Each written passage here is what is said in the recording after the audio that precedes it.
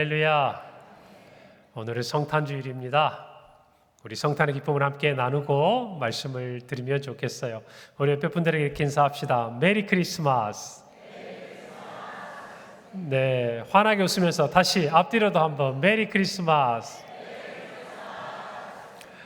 그래, 우리 모두 즐거운 성탄, 그리고 우리 마음에 기쁨이 가득한 성탄인 줄로 믿습니다. 우리가 오늘은 성탄주일, 또 25일은 성탄절 연합예배 함께 드리니까 우리 한 마음으로 이 성탄의 기쁨을 나눕시다. 오늘 제법 날씨가 쌀쌀하죠? 자고 일어나니까 오늘부터 기온이 많이 찬데 그래도 이 추위가 우리의 기쁨을 빼앗아가지 못할 줄 믿습니다. 우리가 지난 몇 주간 이 성탄의 어떤 말씀들로 함께하고 있는데요. 우리는 동방박사들을 통해서 하나님께서 이방에 또 온 민족에게 복음을 전하실 하나의 상징과 예표로 그들의 경배를 받으셨음을 살펴보았어요.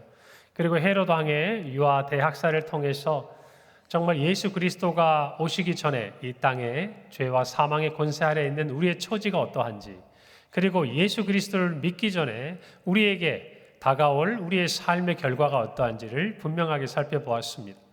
그리고 우리는 지난 주일에 시몬이 예수님을 기다리고 또 말씀대로 정말 예수님의 태어나신 그 모습을 눈으로 보고 찬송했던 것, 그리고 선지자 안나가 그 자리에서 함께 기뻐했던 이 성탄절에 성경이 우리에게 소개해 주는 사람들을 만났습니다. 그리고 오늘 우리는 드디어 한 사람을 만납니다. 누구죠?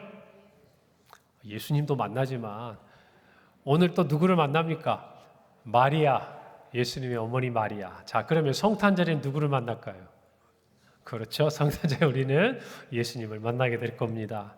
오늘은 바로 우리가 아는 대로 천사 가브리엘이 마리아에게 예수님을 이렇게 낳게 될 것이라는, 아들을 낳을 것이라는 이 수태고지의 본문입니다. 오늘 이 예수님의 수태고지를 통해서 성탄절의 의미를 우리가 되새겨보고 또 마음에 간직하는 시간이 되길 바랍니다.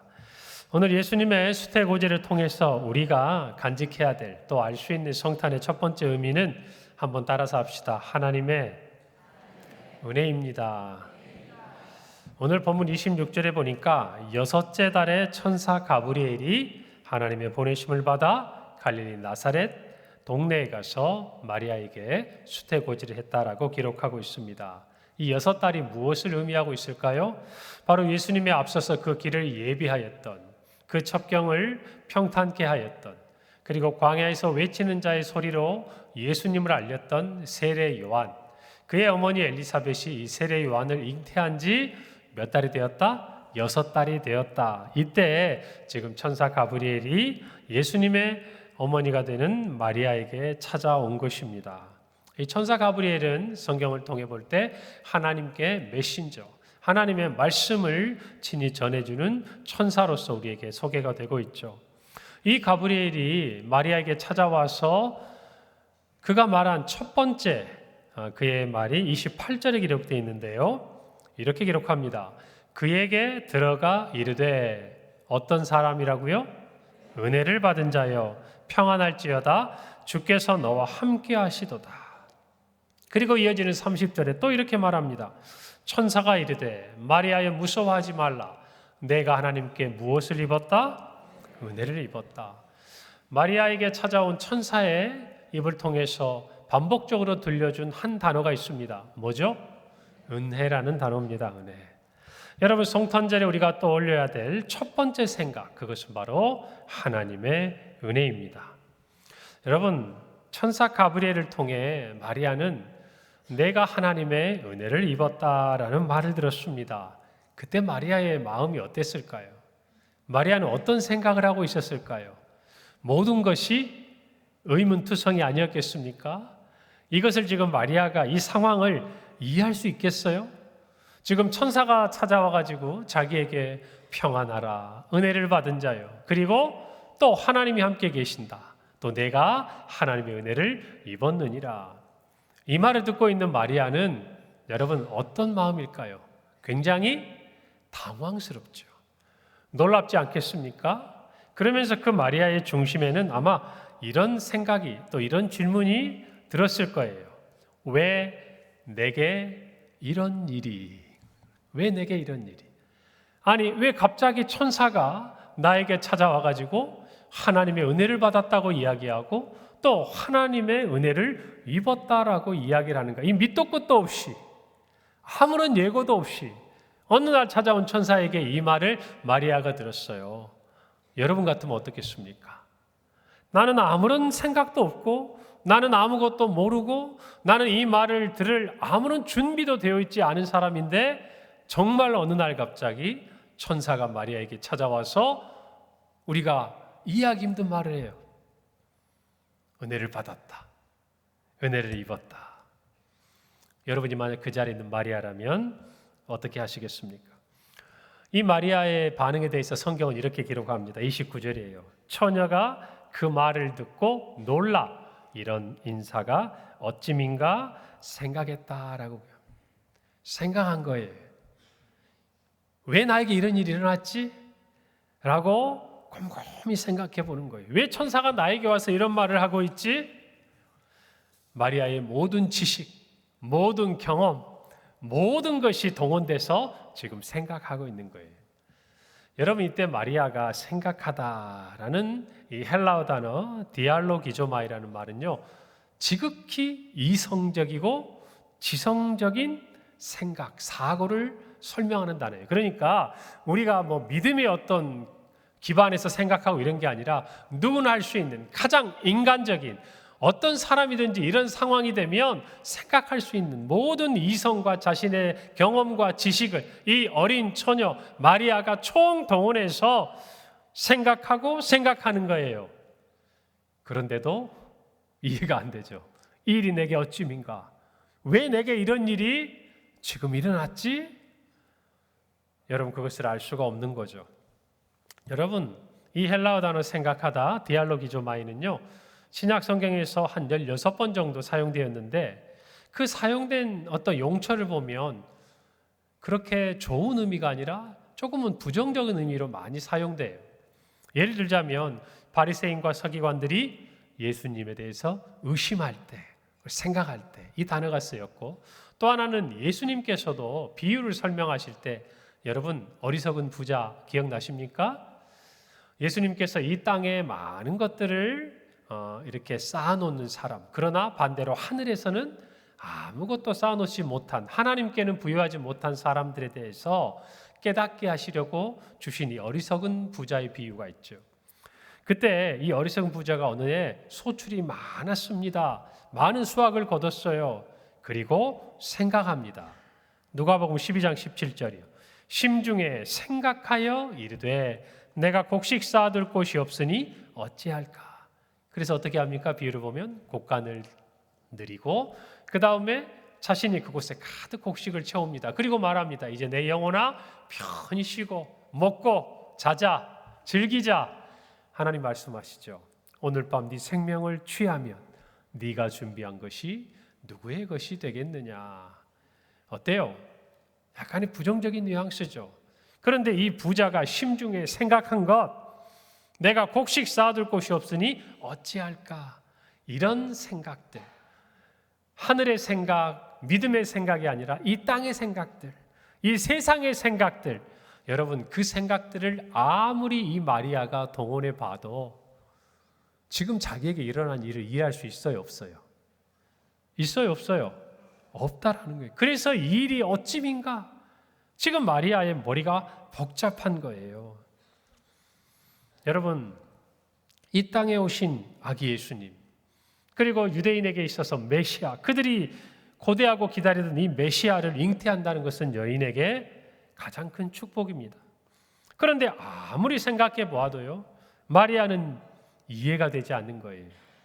그와 같은 복을 받을 사람이 왜 하필 수많은 여인들 중에, 수많은 사람들 중에 누구일까?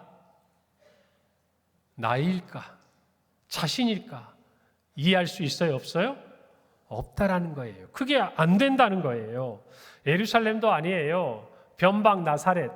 여러분, 성경에 보면요, 예수님을 따르던 제자 빌립이 그의 친구 나다나엘에게 예수님에 대해서 소개할 때, 예수님에 대해서 소개할 때 이 나다나엘이 뭐라고 하는가 하면 나사렛에 무슨 선한 것이 있겠느냐. 다시 말하면 유대 땅에서도 천대받는 지역이었어요. 그 출신이라 그러면 사람들이 인정해 주는 게 아니라 오히려 조롱하고 또는 약간 업신여기는 그런 지역에 살고 있는 이 마리아입니다. 왜 예루살렘에 또 유대의 유력한 집안의 여인들 다 두고 나일까? 여러분, 그리고 예수님을 낳을 때, 그 태어날 때 한번 상황을 생각해 보세요. 요셉과 마리아는 가난했어요. 가난했다고요. 그래서 예수님께 정결 예식을 할 때도 그들이 비둘기로 정결 예식에 참여까지 했어요. 가장 가난한 사람들이 하나님께 드릴 수 있던 것. 여러분, 그러니까 이 마리아의 입장에서는 천사가 자기에게 은혜를 입었고 그 은혜가 예수 그리스도 하나님의 아들을 잉태하게 될 것이라는 이 말씀을 들었을 때 마리아는 이해가 되지 않는 거예요. 아무리 생각해도 그 이유를 자신에게서는 찾을 수가 없다라는 것이죠. 그래서 우리는 이 성탄에 은혜를 떠올려야 됩니다. 왜냐하면 은혜는요, 우리에게서 이유를 찾을 수가 없어요. 오직 한 분에게서 이유를 찾을 수 있어요. 누굴까요? 하나님. 누구라고요? 하나님. 은혜는요, 우리에게서 이유를 찾을 수 없어요. 이 상황을 설명할 수 있는 단 하나의 키워드가 있다면 은혜예요. 그리고 그 은혜는 오직 하나님으로부터 온 거예요. 그래서 은혜를 받은 자고 은혜를 입은 자예요. 여러분, 우리는 마리아를 통해서 이 성탄에 하나님의 은혜를 떠올려야 합니다. 하나님께서 마리아를 택하셨어요. 하나님께서 마리아와 함께 하셨어요. 그리고 하나님께서 놀라운 구원의 역사를 마리아를 통해 이루셨어요. 이것은 일방적이에요. 하나님께서 정하신 거예요. 하나님께서 은혜를 주시기로 작정한 거예요. 그리고 그렇게 행하신 거예요. 거기에는 아무런 조건이 없어요. 여러분, 제가 은혜에 대해서 여러 번 강조했습니다. 은혜의 정의, 우리가 아는 성경적 정의가 뭐라고 그랬어요? 받을 무엇이 없는 자에게? 무엇이 없는 자에게? 이것은 여러분 머릿속에 기억을 하셔야 돼요. 받을 자격이 없는 자에게 하나님이 주시는 조건이 있어요, 없어요? 없어요. 그래서 무조건적인 호의예요. 이 호의에는 좋은 것들이 다 들어있어요. 선물이 들어있는 거예요. 이 성탄도 선물인 거예요. 십자가도 선물인 거예요. 영생도 선물인 거예요. 우리의 삶의 산에 베푸시는 모든 우리를 돌보시는 긍휼하심도 선물인 거예요. 거기에는 뭐가 없어요? 조건이 없다는 거예요. 그럼 마리아는요, 어느 날 너무나도 갑자기 그리고 일방적으로 하나님의 은혜 안에 놓인 거예요. 받은 거예요. 입은 거예요. 그래서 우리는 이 성탄절에 하나님의 은혜를 생각해야 돼요. 여러분, 마리아를 통해 성령으로 잉태하사 이 땅에 오신 아기 예수님은 죄인인 우리, 하나님의 사랑을 받을 자격이 없는 우리에게 주신 하나님의 은혜요 선물이었어요. 할렐루야. 이것을 알아야 합니다. 우리 자신에게 이와 같은 선물을 받을 만한 자격이 있는가? 아무리 찾아봐도 우리는 알 수가 없어요. 왜 내게 이런 일이? 왜 내게 이런 은혜가? 왜 내게 이와 같은 선물이? 아무리 우리의 지식과 이성과 경험과 세상에 알려주는 모든 것을 동원해도 우리는 그 생각의 단계에서 한 걸음도 나아갈 수 없어요. 하나님의 은혜가 아니면 받을 수도 입을 수도 없는 거예요. 우리는 성탄절에 이 하나님의 은혜를 생각해야 합니다. 로마서 5장 8절은 말합니다. 우리가 아직 죄인 되었을 때 그리스도께서 우리를 위하여 죽으심으로 하나님께서 우리에 대한 자기의 사랑을 확증하셨다. 언제? 우리가 어느 때? 죄인 되었을 때. 여러분, 그래서 우리에게는 자격이 없어요. 은혜예요. 우리를 위해 죽으시기 위해 이 땅에 독생자를 보내셨어요. 여러분, 우리는 어메이징 그레이스를 잘 압니다. 찬양. 나 같은 죄인 살리신 주 은혜 놀라운 거예요. 고마운 거예요. 잃었던 생명을 찾고 광명을 얻은 것이 참으로 놀라운 거예요. 우리의 이성과 지식과 경험으로는 도무지 알 수가 없는 거예요. 예수 그리스도께서 이 땅에 오신 사건도, 그리고 성령으로 잉태하사 처녀인 마리아를 통해서 이 자리에 오신 모든 것도 놀라운 일이에요. 우리는 이해할 수 없는 일이에요. 여러분, 이 곡에 우리가 정말 이 찬양을 부를 때마다 떠오르는 한 사람, 존 뉴턴. 그는 노예선의 선장이었어요. 방탕한 삶을 살았어요. 그러나 그가 회개하고 예수 그리스도를 영접하게 됐어요. 그리고 그가 고백한 찬양, 회개의 찬양, 나 같은 죄인 살리신 주 은혜 놀라워. 여러분, 내게 어찌 이런 일이, 나에게 어찌 이런 은혜가. 여러분, 이것이 성탄절에 마리아를 통해서 우리에게 주시는 하나님의 말씀이에요. 은혜예요. 여러분, 우리는 성탄이라는 말을 합니다. 어떤 의미를 가지고 있죠? 예수님께서 이 땅에 태어나셨어요. 그래서 우리는 성탄절을 기뻐합니다. 그런데 구속사적으로, 신학적인 용어로 이 성탄을 표현하는 또 다른 말이 있죠. 우리가 잘 아는 말, 성육신. 하나님께서 육신의 몸을 입고 오신 거예요. 요한의 고백처럼 말씀이 육신이 되어 우리 가운데 거하신 거예요. 여러분, 우리는 이 성탄의 성육신의 의미를 생각해 보아야 합니다. 우리는 그저 예수님이 이 땅에 오신 것을 마냥 기뻐하고 즐거워하고, 물론 우리에게는 큰 기쁨의 좋은 소식입니다. 그러나 우리는 또 하나 하나님의 은혜를 깨달아야 돼요. 우리를 위해, 죄인인 우리를 위해, 자격이 없는 우리를 위해 하늘 보좌를 버리고 육신의 몸을 입고 십자가에서 우리의 죄를 대속하여 죽기 위해 이 땅에 오신 예수 그리스도의 은혜, 그 성육신의 은혜를 저와 여러분은 다시 떠올려야 하는 거예요. 기억해야 하는 거예요. 말씀드린 것처럼 예수님은 죽기 위해, 우리를 위해 십자가에 달리시기 위해 태어나신 성육신하신 사건, 바로 성탄 아닙니까? 여러분, 오늘은 성탄절에 하나님의 은혜를 떠올려야 합니다. 천사 가브리엘은 말합니다. 은혜를 받은 자여, 내가 하나님께 은혜를 입었느니라. 동일하게 저와 여러분에게 오늘 묻습니다. 은혜를 받은 자여, 내가 하나님께 은혜를 입었느니라. 이것이 성탄절에 저와 여러분에게 주시는 하나님의 마음이고 말씀이에요. 우리는 이 은혜를 깨달아야 돼요. 이 성탄절에 저와 여러분이 하나님의 은혜를 받았음을, 저와 여러분이 하나님의 은혜를 입었음을 잊어서는 안 된다는 것이에요. 그래서 우리는 감사함으로, 놀라움으로 하나님을 찬양하는 거예요.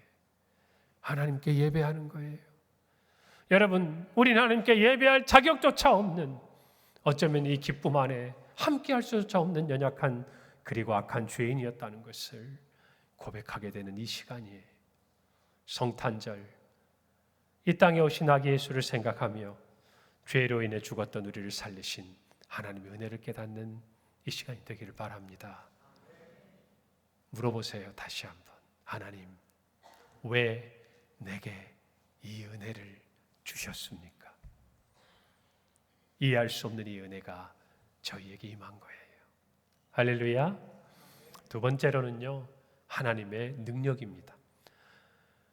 성탄절은요, 하나님의 능력이에요. 여러분, 천사 가브리엘은 마리아에게 말합니다. 31절부터 33절 말씀이에요. 보라, 내가 잉태하여 아들을 낳으리니 그 이름을 예수라 하라. 그가 큰 자가 되고 지극히 높으신 이의 아들이라 일컬어질 것이요, 주 하나님께서 그 조상 다윗의 왕위를 그에게 주시리니 영원히 야곱의 집을 왕으로 다스릴 것이요, 그 나라가 무궁하리라. 여러분, 천사 이 말을 들을 때 마리아는 무슨 생각을 했을까요? 저는 이 말씀을 묵상하는데 그런 생각이 들어요. 마리아는요, 아마 뒤에 큰 자가 되고 지극히 높으신 이의 아들, 또 다윗의 왕위, 영원한 야곱의 집을 왕이 되어 다스리고 그 나라가 무궁할 것이다, 이게 무슨 말인지 아마 아무것도 생각이 안 났을 것 같아요. 딱 천사의 첫 마디를 듣는 순간, 천사가 처음 말을 뭐로 시작하죠? 보라, 내가 잉태하여 아들을 낳으리니. 누가요? 마리아가. 이 말을 듣는 순간 마리아의 마음에 무슨 생각이 들었을까요? 생각을 한번 해보세요. 여러분이 마리아라면 무슨 생각이 드실 것 같아요? 이거는 여자든 남자든 똑같이 다 생각할 수 있는 거예요. 네? 지금 무슨 얘기를 하신 거예요? 제가 잉태하여 아들을 낳는다고요? 여러분 설교를 여러분 많이 들으셨잖아요. 제 설교를. 또 저뿐만 아니라 누구에게도. 여러분 설교를 듣다 보면 목사님이 이런 말씀을 하시는구나 이제 들으면서 따라가시잖아요. 그러다 깜빡 졸면 무슨 말을 하는지 정신이 없잖아요. 자, 그런데 따라가다가 무슨 말씀을 전했는데 그게 내가 이해가 안 돼요. 목사님 꼭 그렇게 되나요?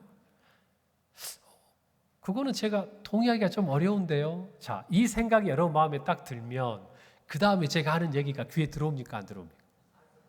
안 들어오죠. 안 들어와야 정상이에요. 정상이에요. 그럼요. 잘 듣고 있다는 얘기예요. 그게 안 들어온다는 얘기는. 여러분 그래도 끝까지 들으면 이해가 될 줄 믿습니다. 그래요. 여러분 마리아는 여기서 딱 걸렸을 것 같아요. 제 생각에. 마리아가 내가 잉태하여 아들을 낳으리니 이 말이 어쩌면 그냥 자기도 모르게 마음속에 툭 튀어나오는 질문이 있을 거예요. 아니 어떻게 그런 일이 이건 뭔가 하나님이 잘못하신 거예요. 이건 뭔가 천사가 다른 집 가야 되는데 우리 집에 온 거예요. 왜요? 마리아에게는 그리고 이 땅의 모든 사람들에게는 절대 일어날 수 없는 일을 이야기하고 있기 때문이에요. 그래서 마리아가 바로 물어요. 34절에 마리아가 천사에게 말하되 나는 남자를 알지 못하니 어찌 일이 있으리까? 무슨 말이에요? 절대 일어날 수 없습니다. 내가 아들을 잉태하여 낳는 일은 없어요. 지금 이 말을 하고 있는 거 아닙니까? 근데 그 이유가 너무나 명확해요. 남자를 알지 못한다. 여러분 이때 알다라는 동사 기노스코라는 이 단어는요. 히브리어를 헬라어로 번역한 70인명이라는 역본이 있어요. 성경. 자, 그 안에 800회 나오는데 이 기노스코를 이 히브리어에서 번역을 할 때 히브리어 단어가 우리가 잘 아는 단어가 하나 있어요. 여러분 야다라는 단어 들어보셨습니까? 알다라는 이런 뜻이에요. 그런데 그 안에는 여러 가지 의미가 있지만 한 가지 의미를 담고 있어요. 특별히 부부간에 서로를 알다. 어떻게 하는 거예요? 그냥 지식으로 아는 게 아니에요. 모든 것, 경험적으로. 마치 예를 들면 부부가 한 육체가 되듯이. 그래서 이때 이 야다라는 단어는 남녀 간의 성적인 관계를 설명하는 단어만큼 친밀함을 이야기하는 거예요. 모든 것을 안다는 거예요. 오늘 이 본문에서는 마리아는 어떤 의미로 이것을 물어보고 있을까요? 나는 남자와 그 어떤 관계도 없어요. 그런데 어떻게 제가 아들을 잉태하겠습니까? 지금 이 말을 하고 있는 거예요. 어쩌면 여기서 마리아는 이렇게 생각했을지 몰라요. 조금 전에 말씀드린 대로 하나님 뭔가 잘못된 거예요. 이런 일이 일어날 수 없는 거예요. 여러분 그런데 이런 마리아의 생각이요. 천사 가브리엘의 다음의 말에 여지없이 깨집니다. 그 말이 뭘까요? 35절이에요. 천사가 대답하여 이르되 성령이 내게 임하시고 누가? 성령이 내게 임하시고 지극히 높으신 이의 능력이 너를 덮으시리니 이러므로 나실 바 거룩한 이는 하나님의 아들이라 일컬어지리라. 사람의 생각으로는 사람의 지식으로는 사람의 능력으로는 여러분 처녀가 남자를 알지 못하는데 아이를 잉태할 수가 없어요. 이거는 할 수 없는 일이에요. 그런데 성령이 하나님이 하시는 일은요. 그 모든 것을 뛰어넘는다는 것을 아셔야 돼요. 하나님의 능력이 얼마나 크고 놀랍고 위대한지 성탄은요. 우리에게 그 사실을 알려주시는 거예요. 하나님께서 우리를 구원하시기 위해 우리에게 은혜를 베푸시기 위해 어떤 능력까지 우리를 위해 발휘하실 수 있는지 어떤 능력으로 우리에게 행하실 수 있는지를 단적으로 보여주는 사건이 뭐다? 바로 이 성탄이다 그 말. 예수님의 태어나심이다 그 말이에요. 이 땅에 어떤 사람의 능력으로 행할 수 없는 일, 남자를 모르는 여자가 아들을 잉태할 수 없는 이 분명한 현실 앞에서 하나님의 능력은 그것을 뛰어넘는다 그 말이에요. 여러분, 그래서 저와 여러분은 성탄에 하나님의 능력을 묵상해야 돼요. 그리고 이렇게 생각해야 돼요. 하나님은 우리를 위해 하지 못하실 일이 없으시다. 할렐루야. 그것은 비단 성탄의 사건뿐일까요? 여러분, 그러면서 천사는 마리아에게 그의 친족 엘리사벳, 세례 요한의 어머니의 일을 이야기합니다. 36절 37절이죠. 보라, 내 친족 엘리사벳도 늙어서 아들을 배었느니라. 본래 임신하지 못한다고 알려진 이가 이미 6달이 되었나니 대저 하나님의 모든 말씀은 능하지 못하심이 없다. 잘 들어야 돼요. 능하지 못하심이 없다. 이중부정을 하니까 여러분 뭔가 자꾸 복잡하게 들리지만 단 한마디요. 강조하는 거예요. 하나님의 모든 말씀은 반드시 이루어진다는 말이에요. 할렐루야. 여러분, 하나님은요, 하나님의 뜻을 이루기 위해, 약속을 이루기 위해 아들을 낳을 수 없는 늙은, 나이든 이제는 경수가 끊어진 여인들에게도 새로운 생명을 잉태하게 하십니다. 엘리사벳이 그랬어요. 우리는 더 거슬러 올라가면 아브라함이 이삭을 몇 세에 낳았어요? 100세에 낳았어요. 그때 사라가 아기를 낳을 수 있는 몸이었어요? 아니었어요? 아니었어요. 누구가 잘 알아요? 자기가 잘 알아요. 그런데도 이삭을 주셨어요.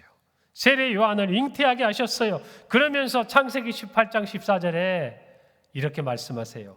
여호와께 능하지 못한 일이 있겠느냐. 할렐루야.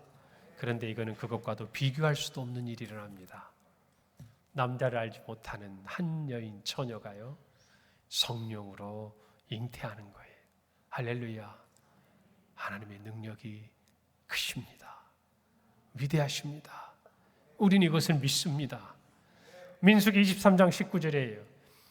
하나님은 사람이 아니시니 거짓말을 하지 않으시고 인생이 아니시니 후회가 없으시도다. 어찌 그 말씀하신 바를 행하지 않으시며 하신 말씀을 실행하지 않으시랴. 여러분, 하나님은요, 예수님이 태어나기 전 700년, 몇 년 전? 700년 전 선지자 이사야를 통해서 이런 말씀을 주셨습니다. 이사야서 7장 14절이에요. 그러므로 주께서 친히 징조를 너희에게 주실 것이라. 보라, 처녀가 잉태하여 아들을 낳을 것이요 그의 이름을 임마누엘이라 하리라. 하나님이 우리와 함께 계시다. 할렐루야. 이 일을 위해 하나님은 처녀가 아들을 잉태하는 놀라운 능력을 행하신 거예요. 할렐루야. 이것이 성탄에 우리가 묵상해야 될 하나님의 능력입니다. 사랑하는 성도 여러분, 이 일을 위해 성부, 성자, 성령 하나님의 이 놀라운 행하심을 우리는 잊어서는 안 돼요. 여러분, 35절에 천사가 대답합니다. 성령이 내게 임하시고 지극히 높으시니 곧 성부 하나님의 능력이 너를 덮으시니 이름으로 나실 바 거룩한 이는 하나님의 아들 성자 예수님이라고 말하고 있는 거예요. 여러분, 저와 여러분의 이 구원을 위해서 예수님은 이 땅에 오셨습니다. 이 하나님의 놀라운 구속의 사역은요, 성부 하나님과 성자 예수님 그리고 성령 하나님, 이 삼위일체 하나님의 완전하고도 그리고 전능한 그 능력으로 이루어진 사건입니다. 저와 여러분이 기억해야 합니다. 그래서 우리는 이 성탄절의 두 가지 의미를 반드시 마음에 간직해야 돼요. 하나는 하나님의 은혜요, 또 하나는 하나님의 능력이라는 거예요. 능력. 여러분, 이것을 저와 여러분이 마음에 간직해야 돼요. 그 은혜와 능력으로 우리를 구원하시기 위해 예수님께서 이 땅에 오신 거예요. 그렇다면 이와 같은 은혜와 하나님의 능력 앞에서 우리는 어떤 태도를 가져야 할까요? 저를 따라합시다. 믿음의 순종. 여러분, 마리아는요, 순종했어요. 오늘 38절에 주의 여종이 오니 말씀대로 내게 이루어지이다 라고 말합니다. 여러분, 마리아는 놀랐습니다. 이해할 수가 없었어요. 아무런 준비도 돼 있지 않았어요. 너무나 갑작스러웠어요. 그러나 그것이 하나님의 은혜임을 깨달았어요. 할 수 없다고 생각했어요. 그러나 그것이 내 안에 역사하시는 하나님의 능력인 것을 깨달았어요. 그리고 마리아가 보인 아름다운 믿음의 모습은 순종이었습니다. 하나님의 은혜를 깨닫고 하나님의 능력을 신뢰하면 우리는 순종으로 나아가게 됩니다. 할렐루야. 여러분, 그래서 순종은요, 우리의 모든 지식과 경험, 우리의 모든 힘과 능력을 내려놓는 데서 출발하는 것이, 다시 말하면 순종은 하나님의 은혜임을, 하나님의 능력을 믿고 신뢰하며 나아가는 거예요. 오늘 여러분이 이 성탄절에 마리아를 통해 믿음의 순종을 간직하기를 바랍니다. 여러분, 다른 것 보고 순종하지 말자고요. 여러분, 다른 것을 은혜라고 생각하지 말고, 다른 것을 하나님의 능력이라고 여러분 그렇게 믿지 말고, 성탄절에 우리를 위해 이 땅에 예수 그리스도를 보내신 성부, 그리고 성자, 그리고 성령 하나님의 그 완벽하고도 완전하시고도 전능하신 그 능력과 그 은혜를 깨닫는다면, 여러분, 저와 여러분은 우리의 삶 속에 어느 순간이든지 하나님 앞에 믿음의 순종으로 나아가게 될 것이라고 저는 확신합니다. 로마서 말씀은 이렇게 우리에게 알려줍니다. 로마서 8장 31절 하반절부터 32절. 만일 하나님이 우리를 위하시면 누가 우리를 대적하리요? 자기 아들을 아끼지 아니하시고 우리 모든 사람을 위하여 내주시니가 어찌 그 아들과 함께 모든 것을 우리에게 주시지 아니하겠느냐? 여러분, 성탄이 우리에게 기쁨이 되고 소망이 되는 이유는 비단 우리의 구원의 역사가 시작된 것에서 끝나지 않습니다. 이 성탄에 임한 하나님의 은혜와 능력은 오늘 우리의 삶에 유효합니다. 어떻다고요? 유효하다고요. 자기 아들을 위해 그 큰 은혜로, 그 큰 능력으로 이 땅에 독생자를 보내신 하나님 아버지와 성자 예수님과 성령 하나님의 그 크신 은혜와 능력은요, 오늘 우리의 삶에 동일하게 역사하고 있음을 알려주는 거예요. 주님이 다시 오실 그날까지 하나님은 그 은혜로, 그 능력으로 저와 여러분을 붙들어 가신다는 거예요. 여러분, 그래서 우리는 낙심하지 말아야 돼요. 고난의 순간에도, 어려운 순간에도 성경은 분명히 말합니다. 내가 너를 위한다. 내가 너에게 아끼지 않는다. 내가 너에게 큰 능력으로 함께 하겠다. 여러분, 이 약속의 말씀을 그 위에 놓으신 아기 예수님을 통해서, 천사가 마리아에게 전해준 이 수태고지의 메시지를 통해서 우리가 다시 한번 마음에 새기기를 바랍니다.